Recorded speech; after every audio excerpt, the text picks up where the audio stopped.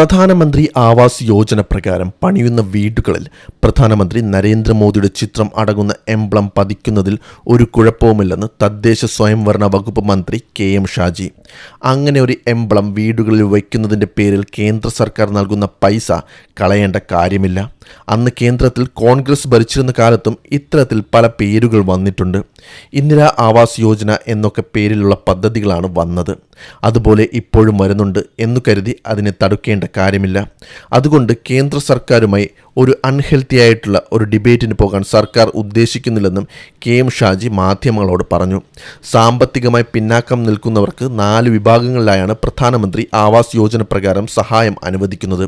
ചേരി നിർമ്മാർജ്ജനത്തിന് 1 ലക്ഷം രൂപയും ഗുണഭോക്താക്കൾ നേരിട്ട് നിർമ്മിക്കുന്ന വീടുകൾക്ക് 1.5 ലക്ഷം രൂപ വീതവും, വായ്പയെടുത്ത് വീട് നിർമ്മിക്കുന്നവർക്ക് 2.67 ലക്ഷം രൂപയും പലിശ സബ്സിഡിയുമാണ് നൽകുന്നത്. കേന്ദ്ര സഹായത്തോടെ പൂർത്തിയാക്കുന്ന വീടുകൾക്ക് പ്രത്യേകം ലോഗോ വേണമെന്നതാണ് കേന്ദ്ര നിർദ്ദേശം.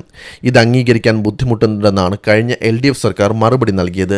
ബ്രാൻഡിംഗ് നൽകുന്ന വിവേചനത്തിന് ഇടയാക്കും എന്നതായിരുന്നു കഴിഞ്ഞ സർക്കാരിൻ്റെ അഭിപ്രായം. എല്ലാ ഭവന നിർമ്മാണ പദ്ധതികളും ഒരൊറ്റ കുഴക്കീഴിലാക്കിയാണ് LDF സർക്കാർ ലൈഫ് മിഷൻ എന്ന ഒറ്റ പദ്ധതി ആവിഷ്കരിച്ചത്.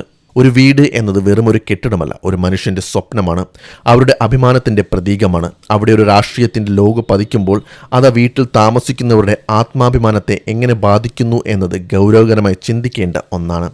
ഒരു പൗരന് അന്തസ്സോടെ ജീവിക്കാൻ അവകാശമുണ്ട്. സർക്കാർ സഹായം നൽകുന്നത് പൗരൻ്റെ നികുതി പണം കൊണ്ടാണ്, അല്ലാതെ ഏതെങ്കിലും ഒരു വ്യക്തിയുടെ പോക്കറ്റിൽ നിന്നല്ല.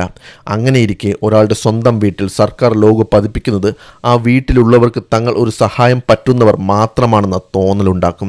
വീട് എന്നത് ഒരാളുടെ സമാധാനവും അന്തസ്സും കുടികൊള്ളുന്ന ഇടമാണ്. അവിടെ പതിക്കുന്ന ഓരോ ലോഗോയും ആ വീട്ടിലെ താമസക്കാരെ നിരന്തരം ഓർമ്മിപ്പിക്കുന്നത് അവർക്ക് ലഭിച്ച സഹായത്തെക്കുറിച്ചാണ്. ഇതവരുടെ ആത്മവിശ്വാസത്തെയും സാമൂഹിക അന്തസ്സിനെയും എങ്ങനെ ബാധിക്കും?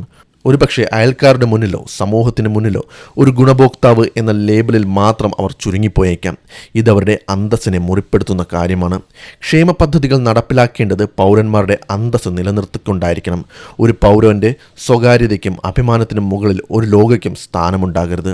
ഈ ഒരു നിലപാടാണ് കഴിഞ്ഞ 10 വർഷമായി LDF സർക്കാർ മുന്നോട്ട് വച്ചത്.